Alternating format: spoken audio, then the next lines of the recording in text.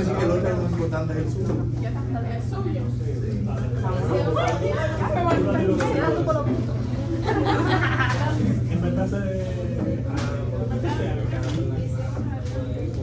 Qué bueno.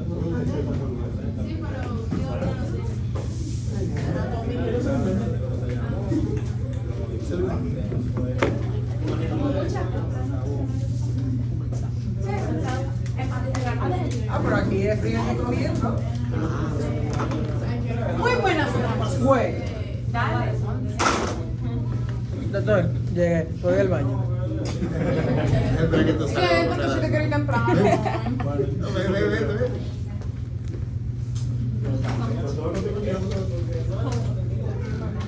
Buenas noches. Imagínense un paciente que empieza con tos recurrente, tiene malestar general, fatiga y también tiene dificultad respiratoria. El paciente va a consulta y por clínica los doctores lo primero que dicen es, oh, eso puede ser una enfermedad o una patología pulmonaria primaria, pero no. Es una de las manifestaciones respiratorias de una enfermedad reumatológica. Y de eso vamos a estar hablando hoy con la doctora Carla Mainardi y su servidora. Éxito.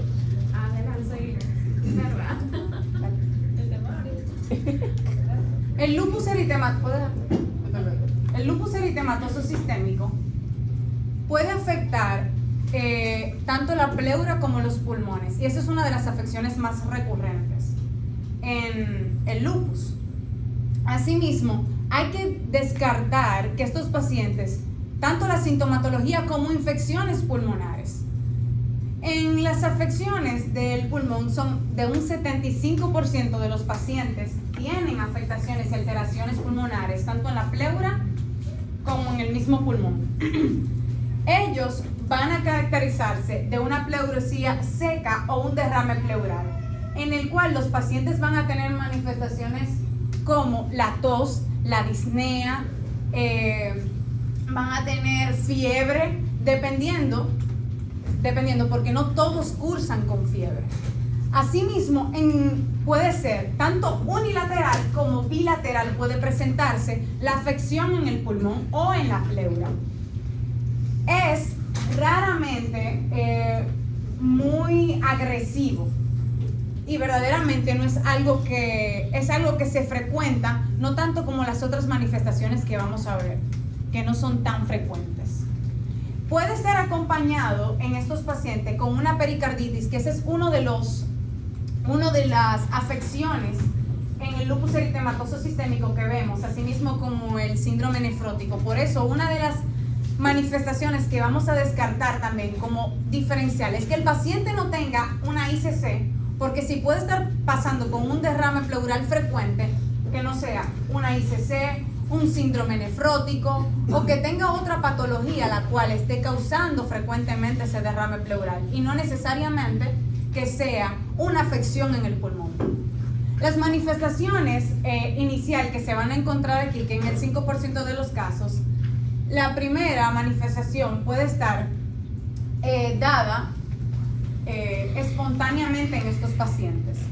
Y se va a descartar, o sea, se tiene que estudiar el líquido pleural en un derrame pleural o en una pleuresía seca.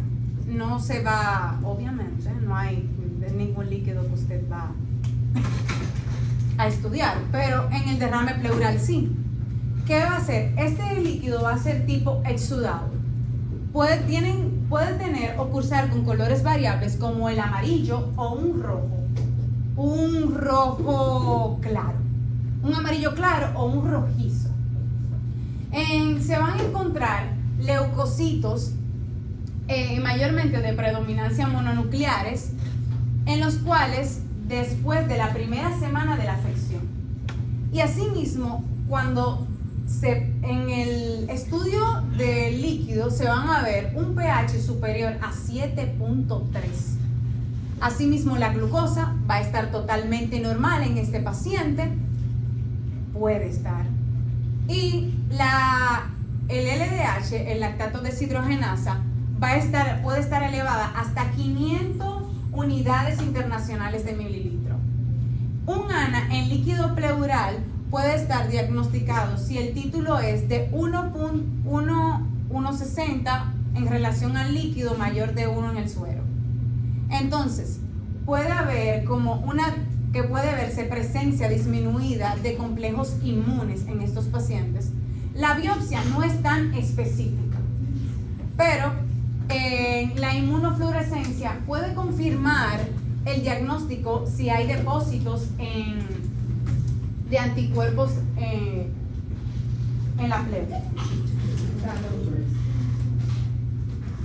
En el manejo del derrame pleural en el lupus eritematoso sistémico va a tener que, dependiendo de qué tanto está comprometido la pleura, el primer manejo inicial son AINES. Después, dependiendo de la gravedad y si no funciona el tratamiento, el segundo manejo son corticosteroides sistemáticos.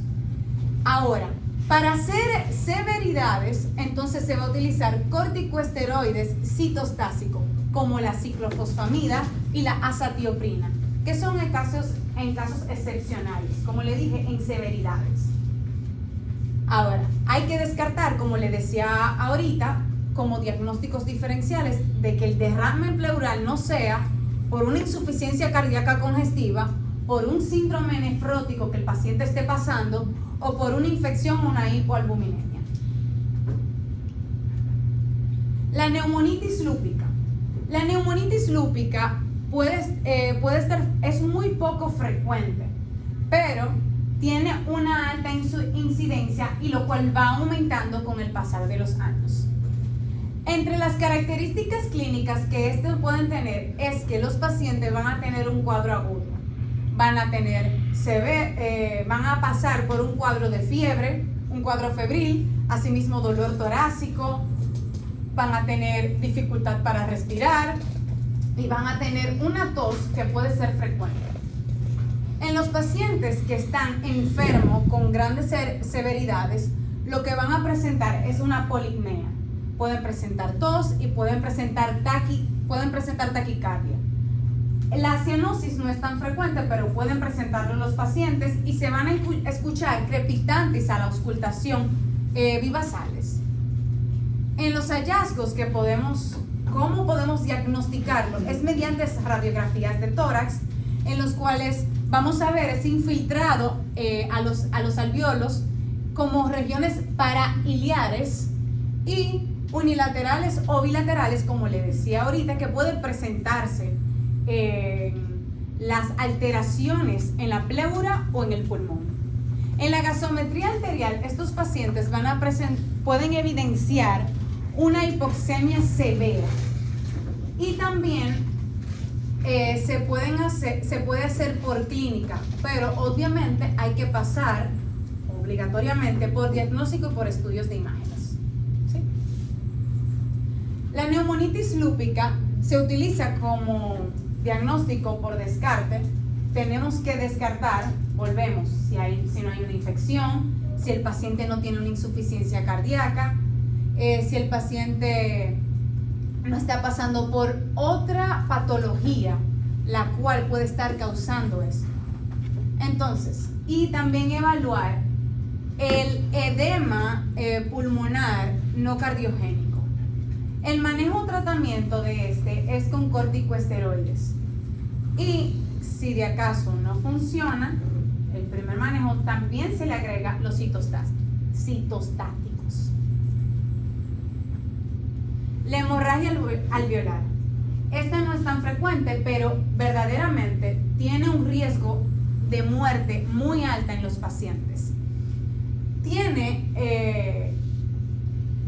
como características clínicas, estos pacientes pueden presentar hemoptysis y también pueden presentar que gracias al derrame por la hemorragia que hay alveolar, presentar anemia, porque va a haber, el hematócrito puede estar muy bajito.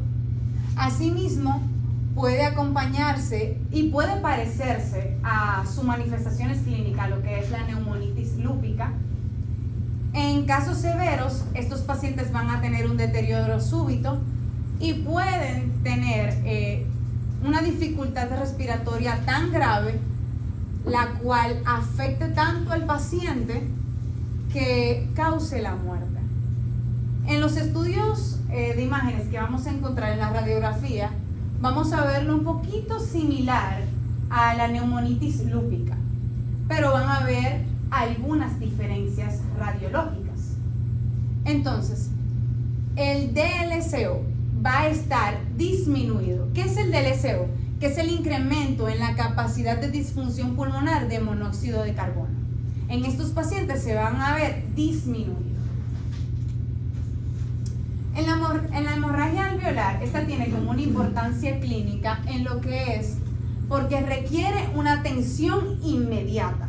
Tanto así que tenemos y volvemos, porque es importante que sepan que hay que tener diagnósticos diferenciales, como el pulmón eurémico, el embolismo pulmonar, el embolismo pulmonar.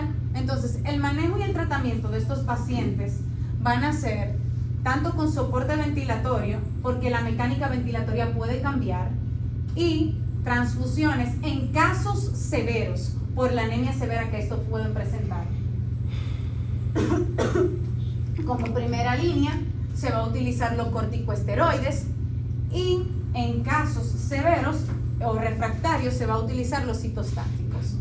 La plasmaferesis no es, tiene poca evidencia clínica, pero es una de los métodos de tratamiento que utilizan según las literaturas, aunque tenga poco estudios o experiencia clínica. En estos pacientes hay una alta mortalidad de un 75%, y asimismo por eso es necesario el tratamiento y el diagnóstico temprano. Las enfermedades pulmonares intersticiales. Las enfermedades pulmonares, vuelvo y repito, no son tan frecuentes. La mayoría de las que vamos a ver en las manifestaciones, tanto como más adelante la esclerosis múltiple y también en lupus eritematoso sistémico, las manifestaciones respiratorias, algunas no son tan frecuentes como otras, como el derrame pleural, como otros que vamos a ver más adelante. Entonces, este se presenta hasta en un 3% de los casos de las personas que tienen el lupus eritematoso sistémico. Los síntomas principales que estos pacientes pueden presentar son disnea de esfuerzo, y también una disnea en reposo, y que puede cursar con tos seca. Esta, como le decía, está relacionada con el lupus eritematoso sistémico, y también podemos diagnosticarlo según los hallazgos clínicos radiológicos, que son como son similares puede parecerse como si fuera una neumonía, pero no lo es. Asimismo, en los pronósticos de estos pacientes, los pronósticos según la literatura pueden variar. Pueden decir que son buenos, y que pueden decir también que son malos, los pronósticos de estos pacientes, y pueden decir que puede haber mejoría con corticosteroide cuando se pone el tratamiento. La hipertensión pulmonar. La hipertensión pulmonar es reportado como uno de los casos de lupus eritematoso sistémicos que puede ser frecuente. En los pacientes pueden ser insidioso y progresivo. Los pacientes pueden progresar también a otras patologías simplemente por una hipertensión pulmonar. En las manifestaciones clínicas que estos pacientes pueden presentar: disnea, dolor torácico, tos seca y fatiga crónica. En los hallazgos en el examen físico, lo que vamos a encontrar es un impulso paraesternal, pero vamos a encontrar un segundo ruido a la auscultación, un segundo ruido pulmonar palpable y aumentado de intensidad cuando auscultamos al paciente. Entre los tratamientos que se utilizan para la hipertensión pulmonar, el diagnóstico es mediante métodos o estudios radiológicos, pero el tratamiento que se utiliza para mejoría de estos pacientes son los corticosteroides. El pronóstico de los pacientes que pueden cursar con hipertensión pulmonar y también que no son tratados a tiempo puede ser de 2 años. Tromboembolismo pulmonar en lupus eritematoso sistémico. El lupus eritematoso sistémico tiene como factor de riesgo las embolias pulmonares, pero mayormente está más asociado a lo que es la tromboflebitis profunda y la vasculitis pulmonar. La neumonía intersticial linfoide. Esta puede parecerse un poco a la enfermedad pulmonar intersticial. Pero ¿qué lo caracteriza a este? Que en su histopatología va a haber una infiltración tanto de linfocitos como de plasmocitos. Va a estar más asociado al síndrome de Sjögren que al lupus eritematoso sistémico. En la enfermedad mixta y de tejido conectivo, esta es una enfermedad que es muy rara, pero verdaderamente puede cursar con diferentes manifestaciones dentro. Esta es una manifestación y puede tener hasta varias manifestaciones, porque tienen diferentes patologías mixtas, como la esclerosis sistémica progresiva, el síndrome de Sjögren, poliomielitis. Y este puede ser considerado como benigno, pero sin compromiso renal. Pero verdaderamente, cuando ya va pasando el tiempo, los pacientes pueden cursar con diferentes manifestaciones que pueden llegar hasta la muerte. Esta se evidenció que es frecuente el compromiso pulmonar y también del sistema nervioso central. Los pacientes que tienen estas lesiones frecuentes van a tener vasculopatía proliferativa en el árbol vascular y también neumonitis por aspiración y fibrosis intersticial difusa en el parénquima. En la fibrosis intersticial, esta no responde a corticosteroides y tampoco a citostásticos, corticosteroides citostásticos, y puede evolucionar rápidamente hacia la muerte.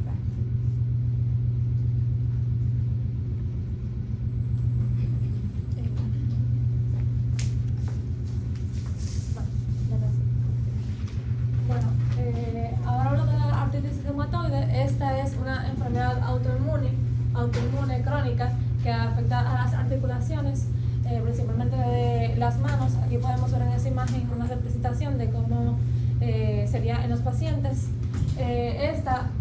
Su compromiso pulmonar de la artritis reumatoide presenta la enfermedad pulmonar intersticial, que es la más frecuente de todas estas, y presenta los dos patrones intersticiales principalmente. También ocurre en el 30 al 40% de los pacientes que tienen artritis reumatoide. Esto ocasiona también una fibrosis pulmonar progresiva que puede llevar a una insuficiencia respiratoria. También su patrón radiológico presenta el engrosamiento de los septos intraalveolares y también una presencia de consolidaciones. El diagnóstico también se puede dar por una TAC, una prueba de la función pulmonar, y la biopsia en casos ya que sea difícil de diagnosticar.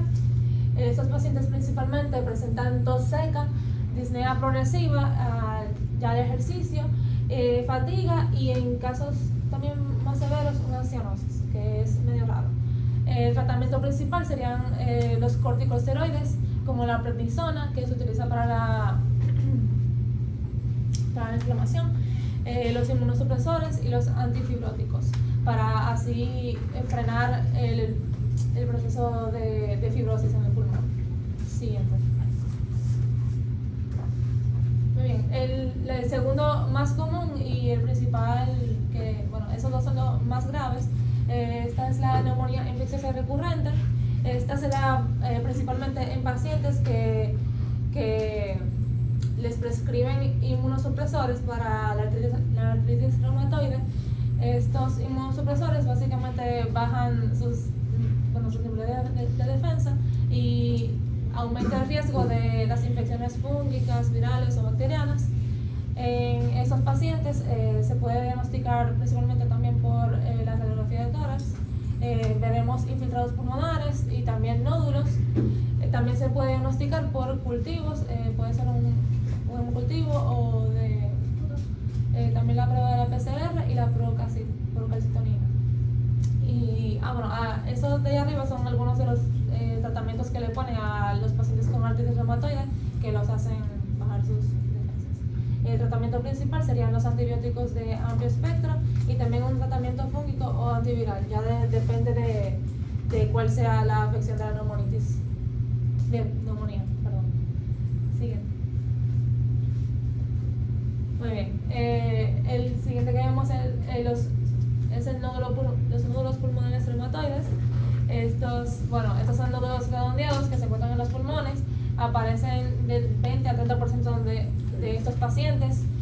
También lo veremos más en la TAC, ya que aquí sabemos que se pueden ver más a profundidad.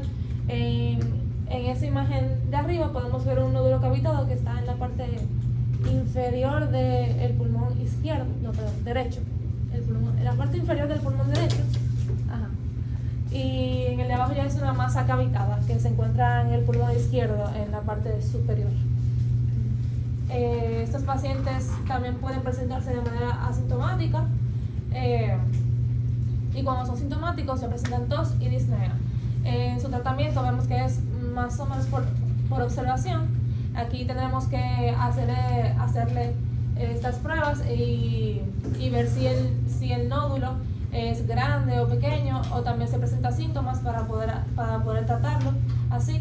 Y en la biopsia podemos también ver si el nódulo es infeccioso, por eso es importante hacerlo para entonces hacer el tratamiento con antibióticos.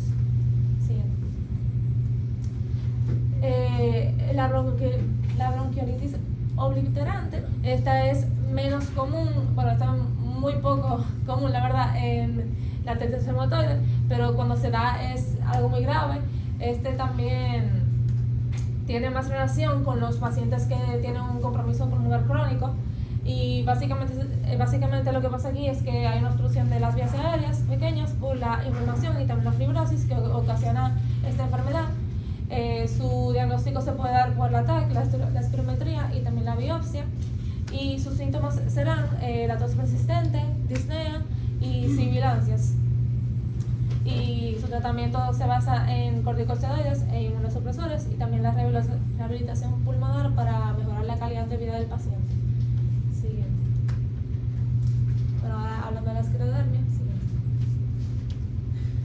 Bien, la esclerodermia también es una enfermedad crónica autoinmune que ocasiona que en el cuerpo se produzca mucho colágeno en exceso, y esto hace que la piel se ponga más dura y puede también comprometer al pulmón y a otros órganos, pero más relacionado con la parte de la dermia, tenemos las principales manifestaciones pulmonares, que la principal que aparece en estos pacientes es la fibrosis pulmonar por la enfermedad pulmonar intersticial, y su patrón más común es este. También esta es la principal causa de morbilidad y mortalidad, y ocurre porque a los pacientes le da una rigidez pulmonar, también tiene una restricción ventilatoria, un deterioro del intercambio gaseoso. Se diagnostica también por las pruebas principales, y sus síntomas serían la disnea progresiva, tos seca, fatiga, y ya en casos más severos sería la insuficiencia respiratoria, y su diagnóstico está basado en esto.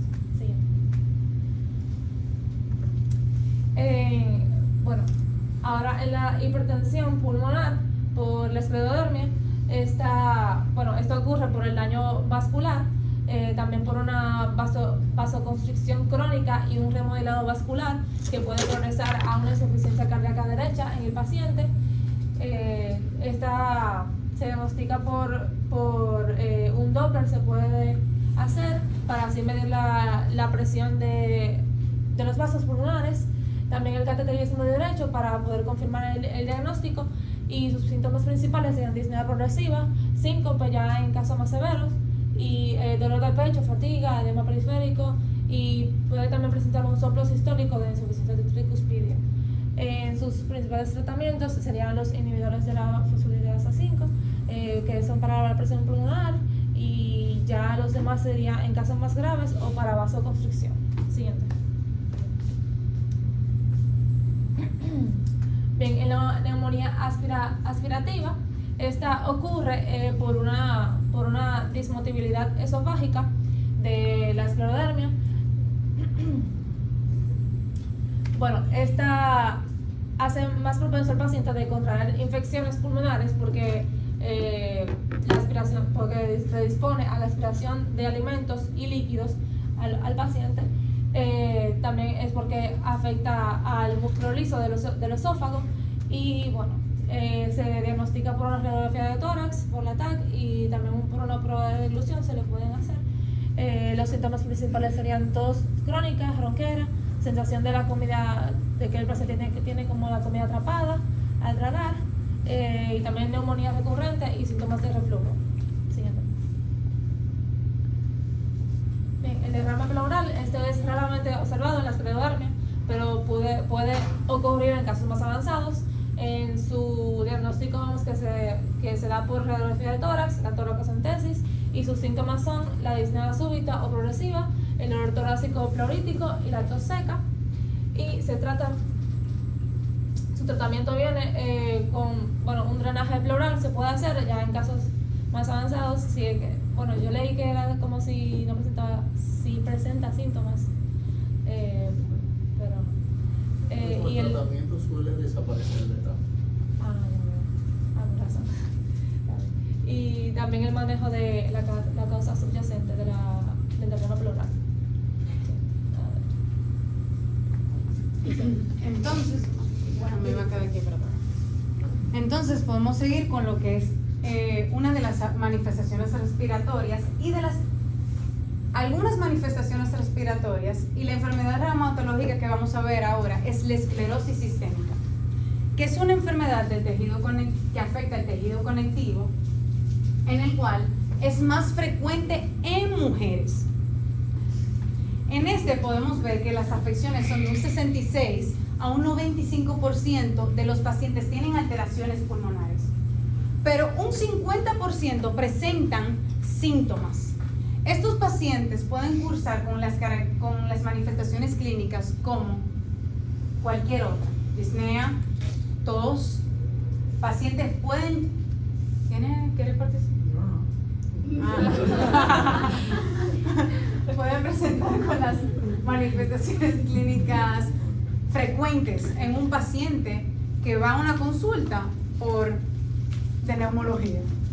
Entonces, en estos pacientes, en los hallazgos o en estudios de imágenes que se le van a encontrar, va a parecerse, va a ser similar a una neumonitis lúpica, pero hay diferencias en imágenes las cuales no hacen descartar neumonitis lúpica. Y no solamente eso, sino que con la clínica ya tú sabes lo que el paciente puede estar presentando. Entonces, estos pacientes van a tener un cambio rápido y una evolución rápida también. Puede estar aumentado el DLCO, que hablamos ahorita lo que era. También, aquí ellos van a tener bajos los factores reumatoides. Van a tener anticuerpos antinucleares ANA y el anti-DNA y anti-ENA. ¿Puedo pasar?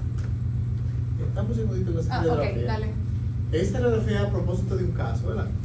Si se fijan, en esa radiografía hay mucha fibrosis pulmonar, o sea, mucha panalización. Pero uno no puede decir en esa radiografía qué lado está más dañado que otro. Ni si es de arriba hacia abajo, ni abajo hacia arriba, si es derecho o izquierdo, ¿verdad? Eso pasaría como lo que se denomina neumonía intersticial usual.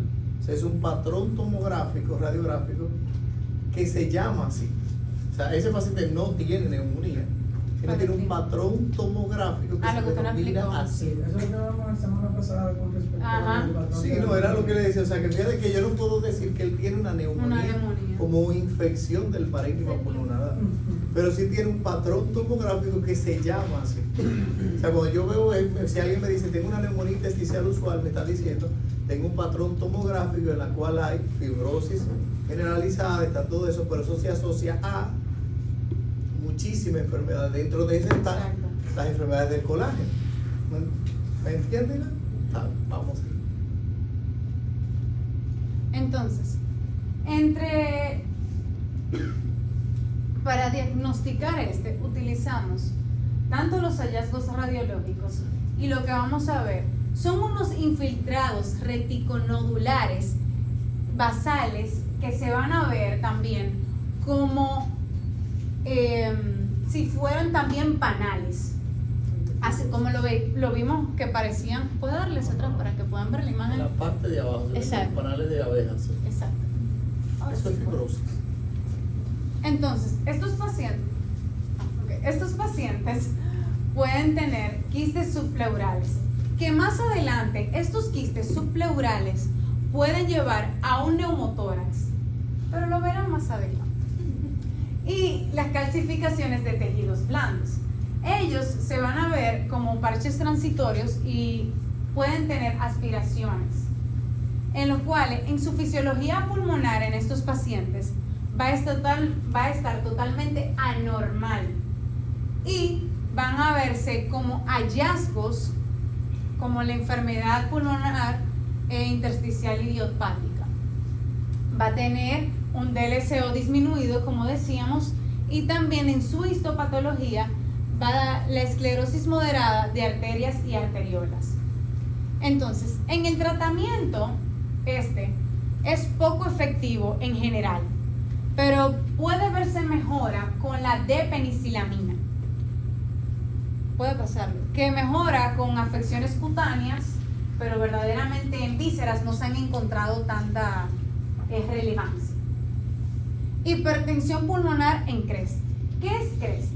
Esto es un síndrome. A mí se me olvidó la C.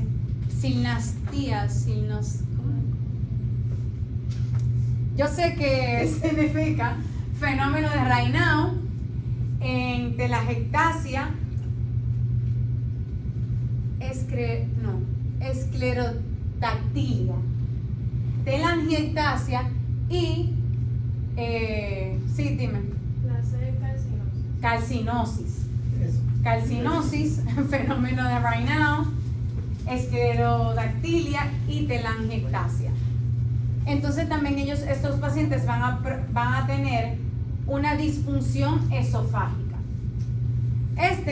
Es más frecuente en los pacientes que tienen este síndrome. No está relacionada ni a una edad en específica, ni a un sexo en específico, ni a la fibrosis pulmonar como hablábamos ahorita. En la histopatología de se van a ver como lesiones en bulbo de cebolla en las arterias que pueden verse en esta imagen de aquí. Entonces, estos pacientes pueden verse, puede pasarlo, pueden tener fenómenos vasoactivos porque van a producir esos fenómenos en las arterias. Asimismo, ellos como tratamiento pueden tener mejora temporal con un vasodilatador, es que todo casi son corticosteroides. Y en la evolución no suele ser muy progresiva, pero con un buen tratamiento, que es muy difícil en algunos pacientes, el apego al tratamiento y a las directrices clínicas que le está dando el doctor.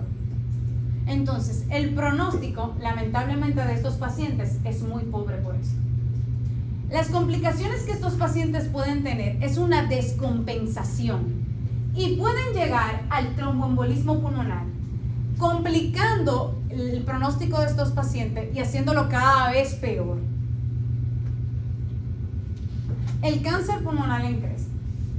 Verdaderamente se ha reportado que hay una alta frecuencia de scar cáncer. No está muy asociado a la esclerosis múltiple, pero es algo que mencionan las literaturas y que hay que tenerlo presente. Entonces, el neumotórax espontáneo, que hablábamos ahorita de esos quistes subpleurales. Por la ruptura de estos quistes subpleurales pueden causarme lo que es y tener una afección en el pulmón causando un neumotórax. Esto, como muchas otras de las manifestaciones, es muy poco frecuente. ¿Puedo pasarla? En estos pacientes pueden presentar manifestaciones regulares clínicas de un paciente que con disnea, tos, todo el mismo proceso, dolor torácico. Entonces, en la aspiración traqueal, esta viene más por una disfunción esofágica, causada tal vez por el reflujo gastroesofágico o por una disfagia, la cual nos lleva a ¿qué? A una neumonía o a una neumonitis que este paciente puede provocar esta aspiración. La tos en estos pacientes pueden agravar porque va a hacer que pase más material por la tráquea. Y una de las causas de esto de muerte en estos pacientes es porque verdaderamente se quedan sin respirar. La dermatomiositis y la poliomiositis, que es una debilitación también de la pared muscular, de los músculos. Esta puede ser el factor más incapacitante para aquellos pacientes que tengan estos. Pueden hasta llegar hasta la muerte. Los pacientes que son afectados, hasta un 5% de los casos de las personas que tienen esta afección, lamentablemente tienen un mal pronóstico. Algunas de los casos que se reportan es la ausencia total del compromiso pulmonar. Es más frecuente en mujeres, lamentablemente. Como habíamos escuchado, la esclerosis múltiple es más frecuente en mujeres. Y puede ser muy severo cuando ocurre esta afección. La fibrosis pulmonar intersticial ENCRES. Esta puede asimilarse a la fibrosis pulmonar intersticial idiopática, pero sin hipocromatismo digital. Y también se va a caracterizar por la debilidad del músculo, que puede traer problemas respiratorios graves al paciente. Esto como tratamiento pueden tener los corticosteroides y asimismo está asociado fuertemente al autoanticuerpo HO-1.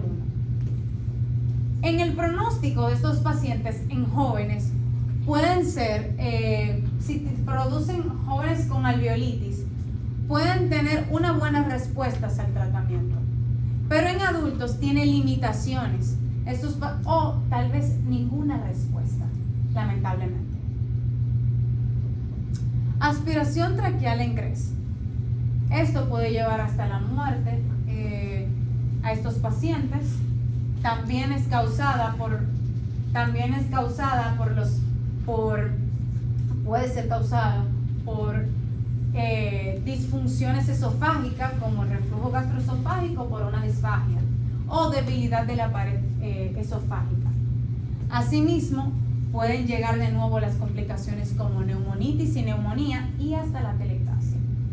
En factores de riesgo de estos pacientes es que ellos van a presentar esa disfunción esofágica y esa debilidad de los músculos respiratorios también.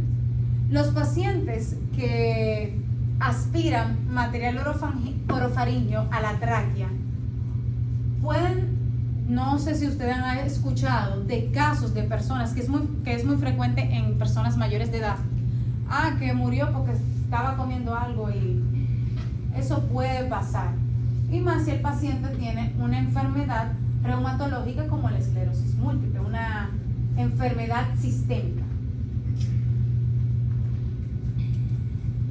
La bronquiolitis obliterante en cresta.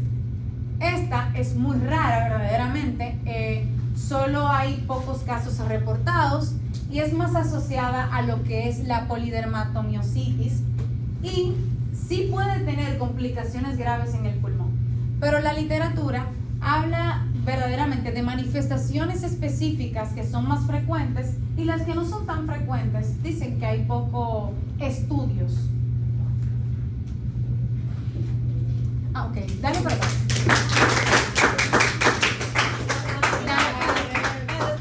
Espérate, falta una.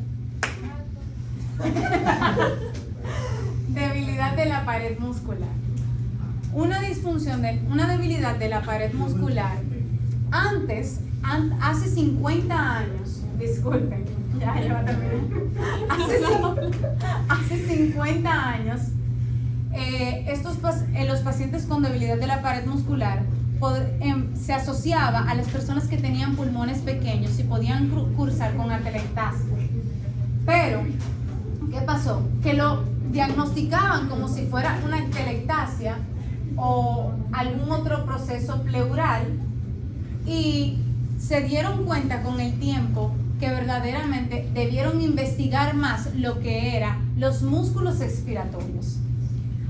Porque también estos pacientes van a responder a un tratamiento que son a los simpático-miméticos beta 2. Ahora sí.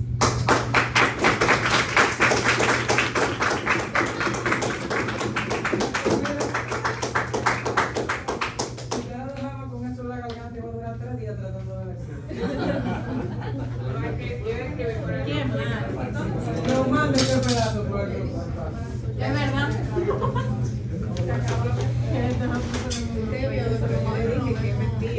El aire, ¿tienes tu cargador ahí? Porque tienen que. Apágala un segundito. Es para que lo conecte ahí. Aunque el video es malo porque me lo mandaron, ¿qué ustedes ven ahí? Oh, el patrón de aquel lado. Ay, no puede. Ey. Ey. Pero bueno. Se está colapsando el pulmón. Sí. Se está desviando de destino. Entonces, ¿qué ustedes ven ahí? No, eso ya. Eso va abajo todavía. Hay que subir de nuevo. ¿Qué ustedes ven entonces en esa tomografía? Me devuelvo, güey. Ahí no están ni los pulmones. ¿A dónde están? No está bien, me devuelvo. A ver. Ya vuelvo, yo me lo mandaron ahí. Entonces, ¿qué diagnóstico ustedes le ponen a ese paciente? A ese. ¿Qué diagnóstico? Que ya no le ponen área más cercana. Descartar. Mírenlo ahí de nuevo, mírenlo de nuevo. ¿Qué diagnóstico ustedes le hacen a ese paciente? ¿Qué van a hacer con él? Descartar. ¿Eh? Ay, pero que yo como que no entiendo. Mira la pleura O sea, ¿qué ustedes ven ahí? Pero esos son adherencias. Yo veo cavitación, ¿Qué es eso? ¿Qué es eso? espacio ¿Qué es hidroaéreo, eso? una población. Ok, ahí van bulas, ¿verdad? Sí. Ok, si seguimos avanzando, O se jode la bola. Hemotórax, algo ¿qué hay así. ahí? Es un colapso del pulmón. Neumotórax. Hay un neumotórax, ¿verdad? ¿Esto ahí es bula? No. No, ese es pulmón. Ese parénquima pulmonar. Ok, entonces, ¿qué ustedes ven aquí? Que ahí sí se ve bonito. ¿Y ahí qué hay? Ahí no. Hay una bula. Hay una bula, dos. El neumotórax Hay todavía una sí. bula más el neumotórax, ¿verdad? ¿Estas son bulas epistematosas? Sí. Ok. Ok, entonces, miren cómo se ve bonito ahí el pulmón despegado. Entonces, mi pregunta es la siguiente: ¿qué diagnóstico tiene ese paciente? No me ¿Cuál es lo posible? Sí, Bula que se rompió. Ah, ok. Causó neumotórax. Entonces, ¿cómo sería ese neumotórax? Se mató. Un neumotórax secundario en la ruptura de una bula. ¿Y qué ustedes van a hacer con ese paciente? No hay que detalle. Un tubo. Ponerle el tubo de pecho. ¿Eh? Pero ustedes ven qué bonita se ve la bula ahí. Y el neumotórax también. Bonita y le hace más para el paciente. ¿Qué es que falta? Falta una gente ahí. ¡Ay! Da interno, pero no. Ah, no, mentira. Ella tiene una. Él no sabe quién es falta, por eso sabe que falta uno. Carla Abreu.